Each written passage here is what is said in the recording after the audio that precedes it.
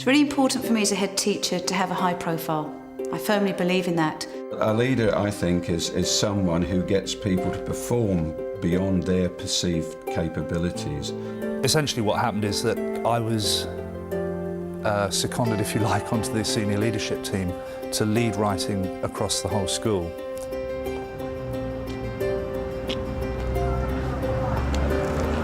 Good morning, you all right? I'm good, I'm very good. Morning, boys. Hello, Kevin. How you doing? When Yvonne Powell joined Little Ilford School as head teacher 3 years ago, she quickly established that poor literacy skills were standing in the way of many pupils making progress and were the main reason for the school's weak results at GCSE. OK, I'm going to wander into assembly now. Tayab, get to registration and get your shoes on quickly, please. Literacy is absolutely essential. It's essential now to the students' lives, and it's even more essential to them being employable, first and foremost, let alone the opportunities that could be ahead of them if they're able to write, speak in a certain way in terms of continuing with their education. We have a fabulous opportunity, probably more than any other place in the whole wide world, to be with people from all over the world, to see different cultures. In a school where it's not unusual for a third of the intake to arrive with a level 3 or below in English, and almost 90% of pupils are learning English as an additional language, raising standards in literacy was never going to be an easy task. But the senior leadership has united in making literacy a priority. The reason why we need to get the level 3s up is quite simple, because by the end of year 9, if they're not up to level 5, they have less chance of being successful in Key Stage 4 and they won't do well in their GCSE results. For example, a level 5 student has a 51% chance of getting 5 A stars to Cs. If you're on level 4, however, the percentage reduces to 6%. So you can see the importance of getting students up to level 5. Early on, it was agreed the school would focus on teaching literacy across the whole curriculum, and that a targeted literacy intervention programme would also be needed as soon as pupils joined the school. Because we have such a high number of students coming in at level 3 or below for their writing, we've really had to put in some intervention processes. Now, there's so much out there in terms of supporting teachers and schools in doing this, but it's about selecting what's appropriate for your students. So, for example, the first thing we did in the first year was introduce the literacy progress units. They've been out there for a while, they're available to all schools to use. Kevin, can you read the second one? You could be training in the ice fields of Siberia. After a year of withdrawing children from lessons to do the LPUs, it was soon clear that so many children needed help, this alone wasn't going to be enough. Yvonne and assistant head Andy Farquhar, the school's literacy intervention coordinator, decided changes had to be made. Over the last year, we tried something different. Instead of, because we're constantly withdrawing students from lessons, and we don't feel we want to do that, although we still have to a degree. But what we did instead, we introduced an intervention lesson and attached it to the English department timetable. So they all have, for example, 3 English lessons plus 1 intervention lesson, which means we could cater for gifted and talented students. We could cater for level 4 students, because nationally there's an issue of level 4 students getting stuck at level 4. And of course, then we could introduce as well the 3A class, the 3B and the 3C.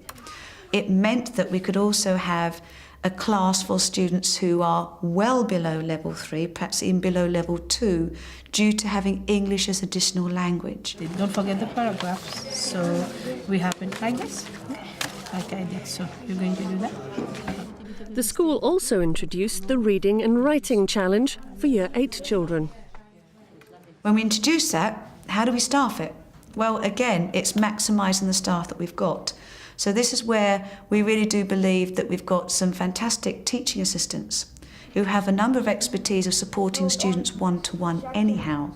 So they have now become the teachers of the Reading and the Writing Challenge. Quick, The school has a cross-curricular approach to literacy. Responsibility for leading the current focus on improving the quality of pupils' written work has been given to the head of English. A key part of the strategy he's chosen is the use of writing skeletons, a series of visual aids for planning different types of non-fiction writing. Hopefully fairly obvious, you've got the 6 skeletons, and this time, instead of me giving you context for matching them up, I'm going to give you actual text to match. Okay. When a student comes to write, if they've done the plan correctly using the skeleton, the content of the writing is already there. The structure is there in a visual sense. So they're then free at the writing stage, using the plan, to focus on the linguistic aspects of their writing. I've recently had posters produced for every classroom so that they're very visible to the students around the school. And that's almost like a subliminal message as well to staff. Please put this on your wall, it'll be there. And as the training is ongoing, the idea is that staff will begin to feel confident in using or experimenting with these skeletons. So rather than me asking you to write me a paragraph or 2 or 3 on the senses, we're going to use a writing skeleton to try and organise our thoughts a little bit more. Using very descriptive In some language. classes, So the like other thing this I'm going food to give you technology lesson, is a teachers word are bank already experimenting talking with about the those writing skeletons. senses. So instead of saying very nice and brown and crispy, what's a different word we could use other than nice? Sweet.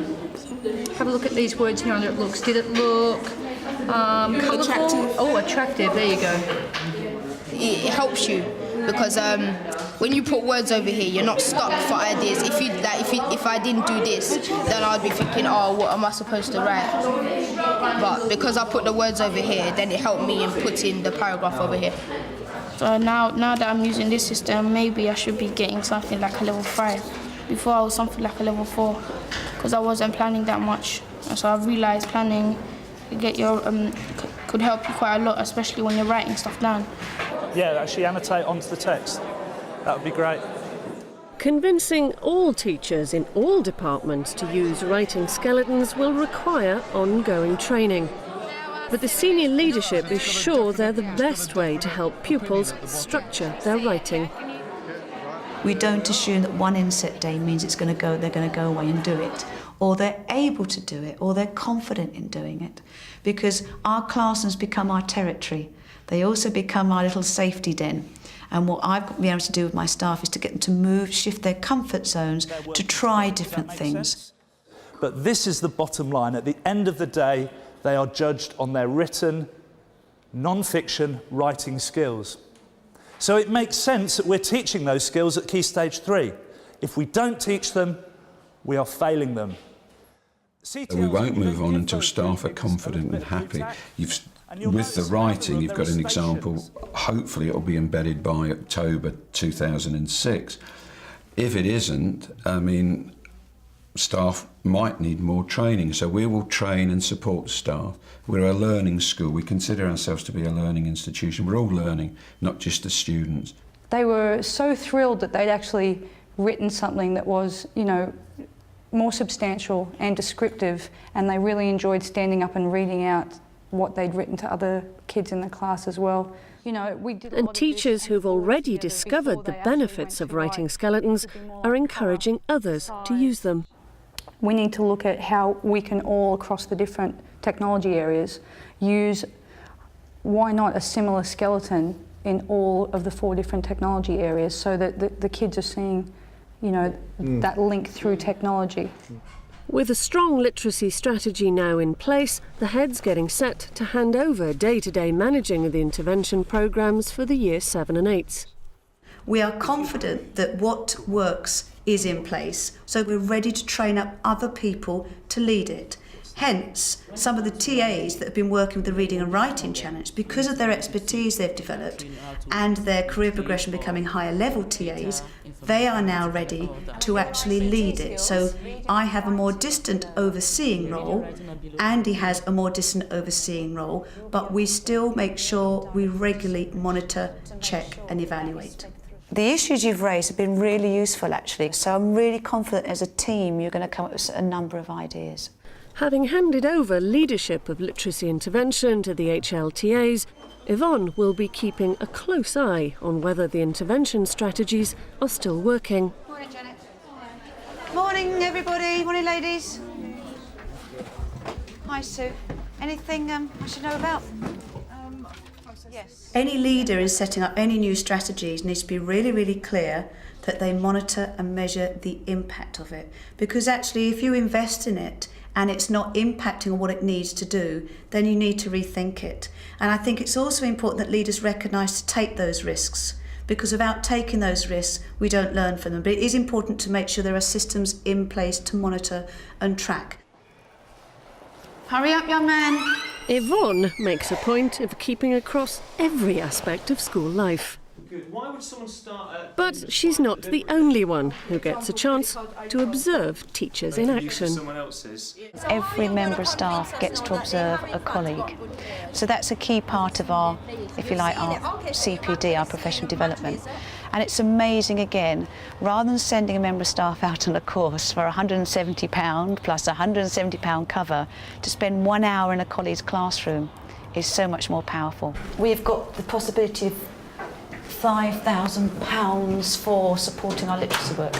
The transition coordinator could do some stuff. And the HLTAs have already said they want to go into primary schools, so that will give us... Okay. Yeah, so that will release staff. So release staff and then use it for cover as well? Yeah.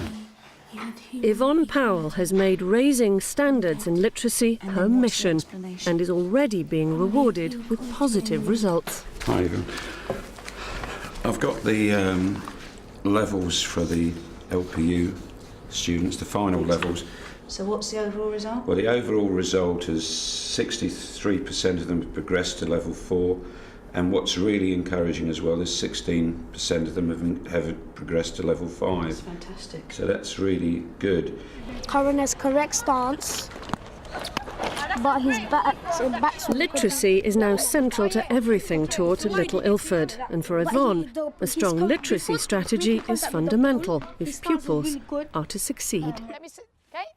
There are particular barriers to so many of our children achieving their potential, and one of the key barriers is literacy.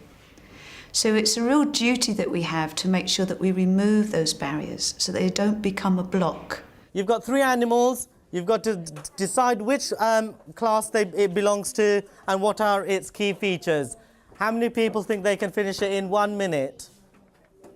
If I was to give any advice to another head teacher about how to lead and implement a literacy strategy, it would be to make sure it is integral. Integral in the curriculum, integral to any extra support, integral to some people's job descriptions. Because quite clearly, if it is that important for school, it needs to be important at all the different levels, from the head teacher down to the teaching assistant actually delivering it with the student in the library.